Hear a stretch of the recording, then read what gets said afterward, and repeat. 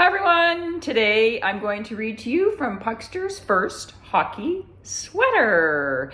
And this is the very first Puckster book that I ever wrote. There's 8 in the series and this is the first one. And the reason why I wrote it was because I remembered when I played hockey. And that was like a bazillion years ago. Do you think it was a bazillion? No, not quite. But guess what? Staying home right now feels like a bazillion years. But it is important that we stay home. So that's why I'm reading to you today. And I was playing hockey, and we used to have to put our shin pads underneath our jeans, and we wore pennies over top of our winter coats because we played outdoors, because girls didn't really play hockey and we didn't really have any ice time indoors. And then we finally got some ice time and somebody sponsored us and we got jerseys and socks.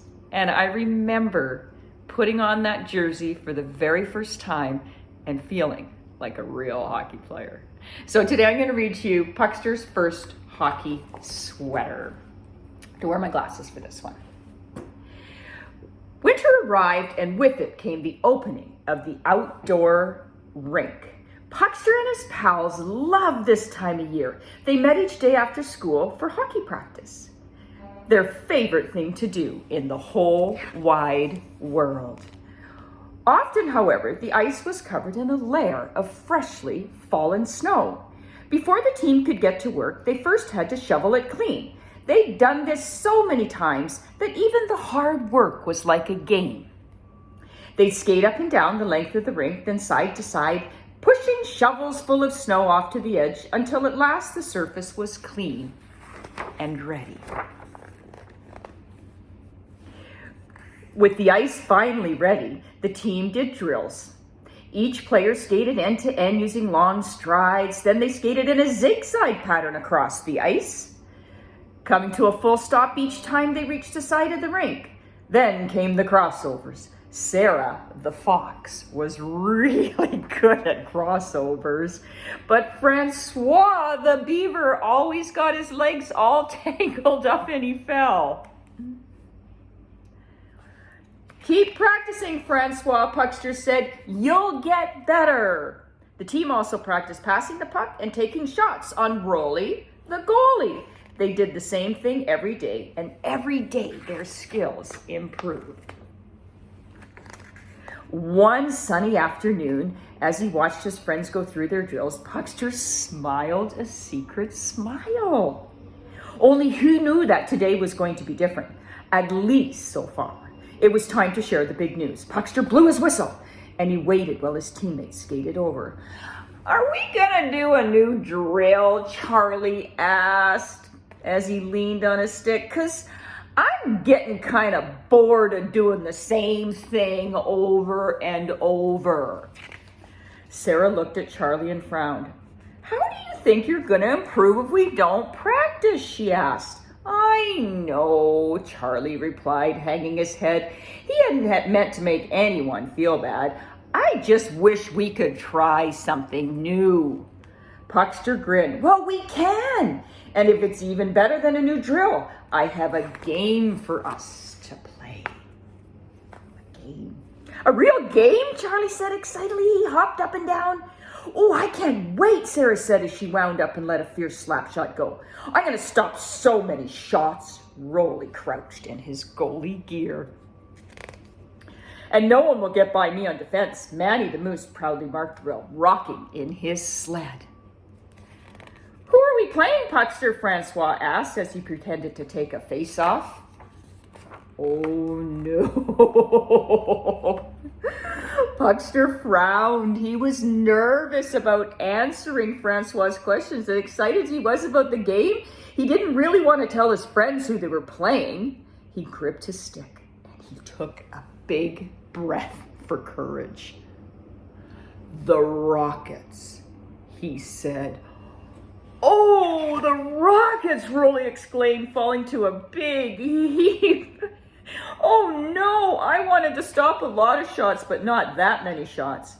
Those raccoons are the Rockets are good, said Manny. And mean.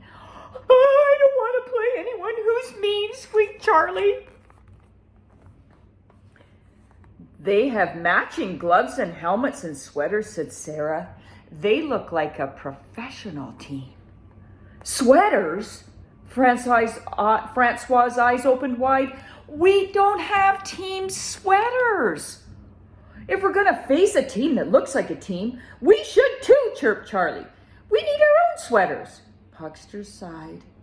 Of course his team needed sweaters. How could he have forgotten?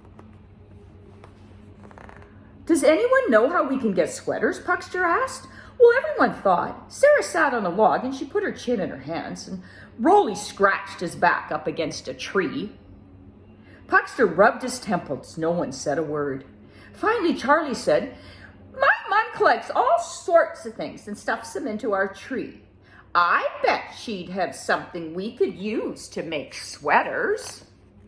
We've got extra blankets in our cave, added Rolly. Yeah, and we've got tons of things in our dam that might work, piped up Francois. I know how to sew. Well, sort of, said Sarah. And I might be able to help, said Manny. I think that I can knit. The next day, Puckster and his pals met by the rink. They brought blankets and fabric and pieces of string and wool. Then they got busy ripping and tying and sewing. Sarah was the first to hold up her sweater. Mine looks horrible, she said as she showed her friends. The sweater was gigantic and the back was longer than the front. Mine is so small, it wouldn't even fit Charlie, said Rolly. Manny pulled his sweater over his antlers and he asked, what do you think, guys? Everyone laughed when they saw how crooked it was. Puckster sighed and thought of how silly they were going to look at their big game. Let's forget about the sweaters for now and practice, said Puckster. They all looked at the rink. A blanket of white snow covered the ice. It sure snowed last night, said Francois. As Puckster threw a shovel full of snow over his shoulder, an idea came to him. Oh, I know how we can get sweaters, said Puckster. His voice was brimming with excitement. We can buy them. Buy them? Rolly shook his head, but how? I don't have any money, said Sarah. My mom gives me nuts for allowance, said Charlie. We can shovel driveways and sidewalks to earn money, Puckster exclaimed, and with the money we can buy team sweaters. Manny clapped his hands. For the next week, Puckster and his pals kept busy after school. They shoveled driveways, walkways, porches, and even trails. And every day they collected more money. At the end of the week, they put all the money into a big hockey bag and they dragged it into the sports store. Puckster dumped the contents of the bag onto the counter. Do we have enough money for team sweaters? Puckster asked the store owner. Look at them dropping all the money. Look at, they've got all this money in a bag. The man counted out the bills and change. You must have done a lot of shoveling, he said. Puckster and his pals waited to find out their hard work had paid off. At last the man smiled. You have enough money. In fact, you even have some to spare. Would you like to put your names on the back of your sweaters, he asked. Well, Puckster smiled. This was gonna be awesome. The big day finally arrived and Puckster's teammates were ready. They walked proudly into the arena and they started to get ready. One by one, they put on their matching sweaters. They smell great. Rolly buried his sweater into his face into his sweater and sniffed, and they feel real. Sarah put her cheek against hers. I feel like I'm part of a true team, Charlie said, twirling as he spoke. It's so cool that we have our names on the back, Manny said. There's Manny's name on the back of his. We need to take really good care of these, said Francois. We sure do, said Puckster, smiling. We worked as a team to buy these sweaters. Now let's play hockey like a team, too. And you know what? There's always tips in the back of these books. And one of Puckster's tips is, it's important to take care of all your equipment.